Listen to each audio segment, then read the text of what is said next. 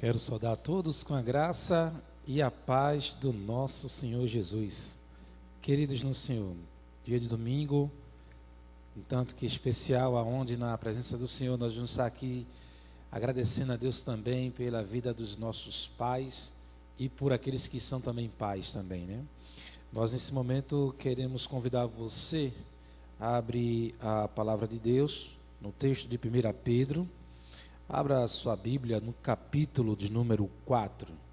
Estaremos lendo dos versos de 1 a 6. A versão que vou estar lendo é a NVI, Nova Versão Internacional. Diz assim a palavra do Senhor: Portanto, uma vez que Cristo sofreu corporalmente, armem-se também do mesmo pensamento, pois aquele que sofreu em seu corpo rompeu o pecado, para que no tempo que lhe resta não viva mais para satisfazer os maus desejos humanos, mas sim para fazer a vontade de Deus. No passado vocês já gastaram tempo suficiente fazendo o que agrada aos pagãos. Naquele tempo, vocês viviam em libertinagem, na sensualidade, nas bebedeiras, orgias e farras, e na idolatria repugnante. Eles acham estranho que vocês não se lancem com eles na mesma torrente de imoralidade e por isso os insultam. Contudo, eles terão que prestar contas àquele que está pronto para julgar os vivos e os mortos. Por isso mesmo, o Evangelho foi pregado também a mortos, para que eles, mesmo julgados no corpo, segundo os homens, vivam pelo Espírito, segundo Deus. Amém? Vamos orar a Deus e pedindo a Deus pela iluminação da sua palavra, e vamos também constar nessa oração aqui dois pedidos de orações que chegaram aqui de última hora, mas nós vamos estar apresentando diante de Deus. Vamos orar pelo pastor Adailson Nobre, né, pastor de Roraima, que está internado com Covid, e também vamos estar orando pela irmã Elza, que é a mãe da nossa irmã diaconisa Socorro, né, que está internada e irá fazer um cateterismo amanhã. Vamos estar orando por esses dois pedidos de oração. Vamos também estar colocando diante do Senhor a nossa reflexão da palavra. Oremos. Pai Santo e Eterno Deus, estamos diante de Ti aqui, Senhor, para colocar, Senhor, as necessidades que Teus filhos estão tendo nesse momento, Pai. Pai, cremos no Teu poder, cremos na Tua providência, Pai. Colocamos diante de Ti, Senhor, a vida do Teu filho, o pastor Adailson Nobre, Pai, que lá de Roraima contraiu essa enfermidade que está assolando o mundo. Mas nós cremos que se Tu quiseres, ele ficará curado. Abençoa a vida do Teu filho. Pai, também queremos colocar diante de Ti, Senhor, a vida da irmã Elza, Pai, a mãe da nossa diaconisa, irmã Socorro. Eu peço, Senhor, que o Senhor dê a ela, Senhor, a irmã Elza, o momento apropriado ali, Senhor. Coloca a Tua mão na mão dos médicos para aquela intervenção, Senhor, que vai ser ali ela submetida. Pai, também te pedimos que o Senhor acalente o coração da Tua serva, a irmã Socorro, como toda a sua família que está nesse momento, nessa aflição. Eu peço que a Tua paz reine no coração de todos os entes queridos. Pai, também nesse momento queremos colocar diante de Ti a leitura da Tua palavra que acabamos de fazer. E pedimos que também a mesma encontre guarida em nossos corações. Nos dá, Pai, iluminação, inspiração para transmitir toda a tua palavra com fidelidade. Diante de tudo que apresentamos aos teus pés, aqui no teu altar, queremos desde já render-te graças, porque cremos que o Senhor haverá de fazer muito mais daquilo que nós te pedimos ou pensamos. Já te agradecemos em nome do teu Filho amado, o nosso Senhor e Salvador, Jesus Cristo. Amém. Que Deus abençoe o seu povo. Nesse momento eu quero chamar a sua atenção para o texto que nós estamos aqui meditando. 1 Pedro, capítulo de número 4, versículo 1 em diante. Diz assim o texto que nós estamos meditando. O primeiro versículo diz: portanto, uma vez que Cristo sofreu corporalmente, armem-se também do mesmo pensamento, pois aquele que sofreu em seu corpo rompeu com o pecado. Irmãos, nós estamos aqui nessa manhã meditando na seguinte temática: Jesus, o filho exemplar para com seu pai. Observem que o apóstolo Pedro, ele a todo instante na sua epístola, ele tem em mente sempre Cristo como nosso maior exemplo. E Jesus sendo o maior exemplo, ele como filho de Deus, ele foi um filho exemplar para com o seu pai.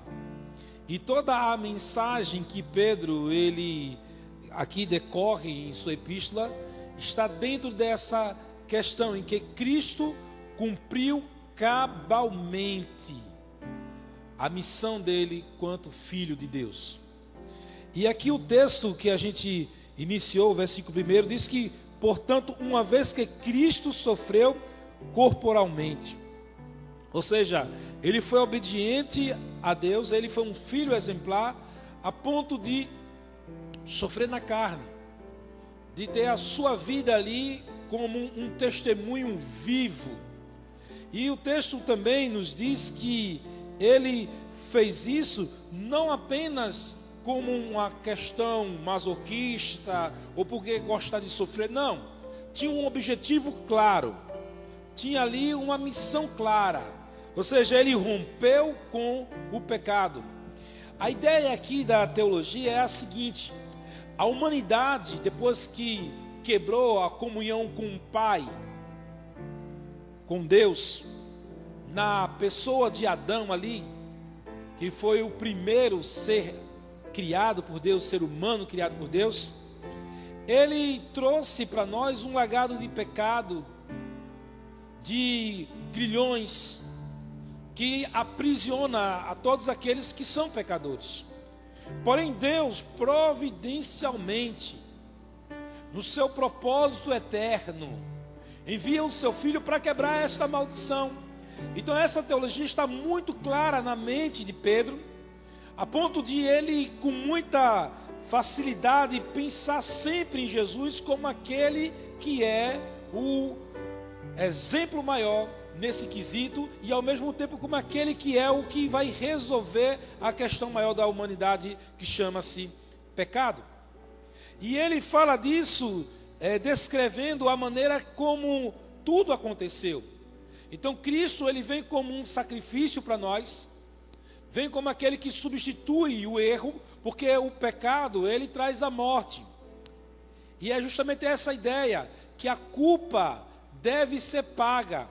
E Cristo Jesus, ele foi aquele que na carne sofreu em nosso lugar, para que esse pecado ele fosse rompido, a culpa desse pecado, a condenação desse pecado fosse rompida em nossas vidas.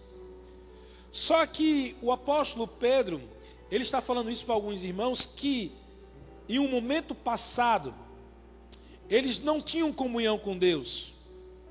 Mas estes, ao reconhecerem a mensagem do Evangelho, ao ouvirem essa mensagem e receberem essa mensagem no seu coração, eles agora passam a ser também testemunhas, imitando o exemplo do Filho de Deus, como também sendo aqueles que vão testemunhar a este respeito. Toda a epístola de Pedro tem essa prerrogativa também. Os versos que antecedem esse contexto fala do nosso testemunho. Eu já falei aqui na vez passada, correspondente às várias esferas da sociedade. E esse testemunho deve ser algo que imprima na vida do crente em qualquer contexto que ele se encontre, em qualquer situação. Por isso que nós, seguindo o exemplo de Jesus, o Filho de Deus, devemos também aqui entender que o nosso testemunho, ele é algo que marcará a vida até dos incrédulos. Por isso que o Pedro fala, para que no tempo que lhes resta, não vivam mais para satisfazer os maus desejos humanos. Sabe, se tem uma coisa na época em que vivemos que muito é incentivada, é você ser refém dos seus sentimentos, da sua vontade. Hoje em dia, até na questão do evangelho a ser pregado, algumas pessoas dizem para aqueles que se convertem a seguinte frase, que para mim é uma frase terrível. As pessoas dizem: fique numa igreja aonde você se sinta bem, porque está focando o quê? O sentimento, a vontade das pessoas. Mas eu quero hoje, em nome de Jesus, dizer a você o seguinte: fique numa igreja aonde se prega o evangelho de verdade. É justamente isso, o evangelho de verdade fala de um filho chamado Jesus, que de uma forma exemplar cumpriu cabalmente a missão que o seu pai lhe dera. E nós, como aqueles que seguem o seu exemplo, queremos assim também agradar o nosso Pai, o nosso Deus. E é nesse sentido aqui que o apóstolo Pedro, ele está aqui dizendo para aqueles irmãos que eles antes viviam deliberadamente fazendo a vontade do que lhe dava na cabeça, dos seus desejos, cedendo às suas vontades. Mas olha o que ele coloca aqui. Ele fala aqui o seguinte, que não é mais para viver satisfazendo esses desejos, que na verdade não são apenas desejos, mas são maus desejos. Porque existem os desejos bons, mas aqui ele está frisando os maus desejos humanos, mas sim para fazer a vontade de Deus. Nós, como filhos de Deus, devemos desejar o que Deus deseja para nós. E Jesus, nesse quesito, ele deu exemplo. Ele disse que não seja feita a minha vontade, mas a tua vontade. E é justamente essa situação que muitos se perdem por não entenderem que a vontade de Deus é melhor para nós. Porque a vontade de Deus, segundo Paulo em Romanos, ele diz o quê? Ela é boa, perfeita e agradável. Então, como filhos de Deus, que seguem o exemplo de Jesus, não queiramos mais seguir os nossos maus desejos humanos, mas antes querer para nossas vidas, desejar o desejo de Deus, querer que a vontade de Deus se cumpra em nós, querer que o evangelho verdadeiro, ele seja algo real em nossas vidas, e não querer fazer a satisfação dos maus desejos pecaminosos. E aqui o apóstolo Paulo dizendo que a vontade de Deus é perfeita e agradável para nós, ele diz isso porque ele já entendia isso na experiência. O apóstolo Pedro também entendia isso na experiência. E não eram pessoas que estavam falando de algo que elas só pensavam, mas estavam vivenciando isto. O apóstolo Pedro, ele tem esse testemunho também. E por isso que ele aconselha aos irmãos dizendo: no passado, vocês já gastaram tempo suficiente fazendo o que agrada aos pagãos. Sabe, devemos deixar o passado para trás. Muitas vezes o passado ele quer bater a porta. Na linguagem do apóstolo Paulo ele fala o velho homem. Muitas vezes o velho homem ele quer reagir, quer reviver. E a gente deve deixar esse velho homem mortinho da Silva. Não queira que esses desejos do velho homem venham à tona, pois você tem um Senhor. Esse Senhor, Ele é o nosso grande exemplo de Filho de Deus. E aqui o texto nos diz que naquele tempo vocês viviam de que maneira? Olha só como ele coloca aqui a maneira pela qual as pessoas realizam os maus desejos. Olha como acontece. Eles falam em libertinagem, na sensualidade, nas bebedeiras, orgias e farras, e na idolatria repugnante. O apóstolo Pedro alista esses comportamentos que são derivados de uma satisfação de desejos meramente humanos e por sua vez pecaminosos. Pessoas hoje, irmãos, que vivem de uma maneira desordeira, de uma maneira desrespeitosa. Outras pessoas que hoje vivem fazendo com que aquilo que os desejos sensuais aflorem. Pessoas que estão aprisionadas à prostituição, aprisionadas às promiscuidade, né? Aos desejos lascivos. Pessoas hoje que estão aí presas nas bebedeiras. Quantas pessoas hoje, segundo domingo de agosto, queriam estar com seus pais, mas não estão, porque os seus pais estão na bebedeira, ou talvez ressacados da noite anterior. Muitos também viviam em orgias e farras, em exageros, muitos exageros, e na idolatria, que aqui é colocado como algo repugnante.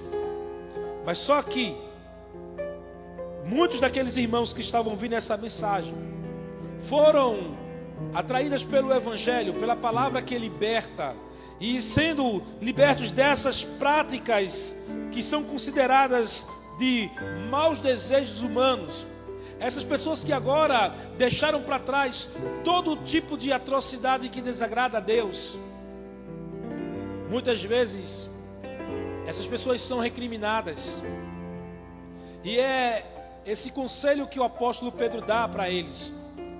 Quando o verso 4 diz: eles acham estranho que vocês não se lancem com eles na mesma torrente de imoralidade, e por isso os insultam.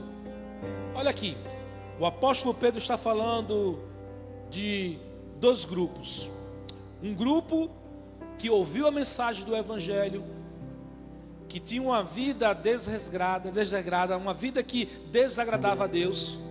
E esse grupo veio a crer na pessoa do Senhor Jesus e abandonou todas aquelas práticas que mencionamos agora há pouco. E agora ele fala de um outro grupo, do grupo daqueles que ainda não quiseram crer e entregar a sua vida a Jesus. E esse grupo são aqui chamados o grupo dos zombadores, o grupo dos que insultam. São pessoas que têm até aquela frase pronta e dizem assim: depois que bebeu, farrou, se prostituiu, fez isso, aquilo, outro, agora quer ser santo. O apóstolo Pedro encorajando aqueles irmãos que abandonaram as suas práticas, os maus desejos humanos.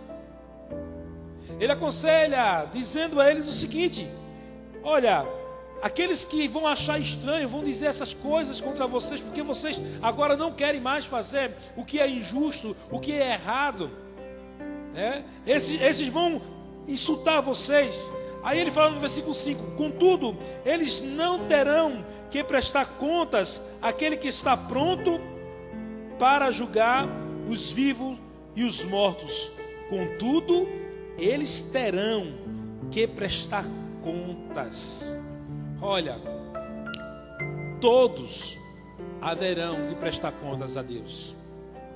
Sabe, aquele filho, aquela filha, que o pai diz: você fez tudo aquilo que eu pedi para você fazer? Aí você vai ter que prestar conta. Na verdade, nessa vida prestamos contas de muitas coisas, mas diante de Deus não temos como correr de prestar-lhe contas. E a prestação de contas se dá pelo fato de que a mensagem do Evangelho foi pregada. Fato este que a humanidade hoje, como um todo, conhece que Deus enviou o seu Filho ao mundo. Essa vinda dele ao mundo trouxe um marco que dividiu até o tempo. Hoje nós dizemos que há antes de Cristo e depois de Cristo. Essa vinda dele foi algo que se popularizou nas impressões das Bíblias, das milhares de Bíblias espalhadas pelo mundo inteiro, nas diversas línguas. Então, muitas pessoas também têm essa mensagem através da vida de outros filhos de Deus, que no trabalho, na escola, em casa, na rua, tem testemunhado desta fé. Aquilo que falamos já aqui, você tem sido a Bíblia que o povo lê. E as pessoas veem você, as pessoas que viram você no passado e veem você hoje, essas pessoas mesmas que apontam o dedo e dizem: agora você quer estar sendo certinho, agora você quer, depois de ter feito tantas coisas erradas, me dizer que você é santo. A Bíblia diz que para essas pessoas, elas terão que prestar contas àquele que está pronto para julgar os vivos e os mortos. E o versículo 6 diz assim: por isso mesmo o Evangelho foi pregado também a mortos, para que eles, mesmo julgados no corpo, segundo os homens, vivam pelo Espírito, segundo Deus. Deixa eu aqui ampliar um pouco a sua visão quanto ao uso da palavra vivo e morto aqui. No entendimento da antropologia hebraica, estar vivo, ser vivo, não é apenas essa capacidade da respiração, mas é uma vida junto a Deus. Porque tem pessoas, irmãos, que a gente até costuma dizer: fulano vive, não vive, só vegeta. Já ouviu falar nisso já? A pessoa está lá, tem uma vida tão sem graça, às vezes uma vida desprovida de saúde, e as pessoas dizem: aquela pessoa não vive, vegeta. A Bíblia entende, na ideia do povo judeu, que o viver não é apenas essa capacidade da vitalidade, do movimentar, do ânimo, não, mas é o aproximar-se a Deus, é o estar junto a Deus. E também a ideia de estar morto, a palavra aqui morte, estar morto, não é apenas a ausência do fôlego, a ausência desse movimento, mas é diametralmente oposto. Aquilo que é estar junto de Deus é o estar afastado de Deus. Por isso que esse texto às vezes pode complicar, mas entendendo isto, a gente pode reler e pensar no que está sendo dito aqui. Por isso mesmo, o evangelho foi pregado também a mortos. Quem são esses mortos? São aqueles que estavam longe de Deus. São aqueles que estavam afastados da comunhão de Deus. Mesmo estando vivos de forma biológica, mas de forma espiritual, estavam mortos. Porque a Bíblia diz que o pecado, o salário do pecado é a morte. A Bíblia diz que vós estávamos mortos nos seus delitos e pecados. Ou seja, o pecado lá do início traz morte para o ser humano. Mesmo estando com um fôlego de vida, mas sem Deus na sua vida, o pecado ele reina. E aqui o texto ele nos diz isso, para que eles quem? Aqueles que estavam mortos nos seus pecados, mesmo julgados no corpo segundo os homens, vivam pelo Espírito segundo Deus. Sabe, julgado pelos homens significa o seguinte: você já ouviu alguém dizer assim, aquela pessoa ali não tem jeito mais não, não insista com aquela pessoa porque ele não tem mais jeito. Quantos de nós fomos tidos por pessoas que não tem mais jeito? Mas eu quero dizer uma coisa a você: o evangelho está sendo pregado hoje. O evangelho tem sido pregado para que estes que são condenados pelos homens, estes que são aí, sabe, de forma incrédulas pelas pessoas, desprezados, o evangelho foi pregado para que estes aí pudessem, segundo o Espírito de Deus, ter vida.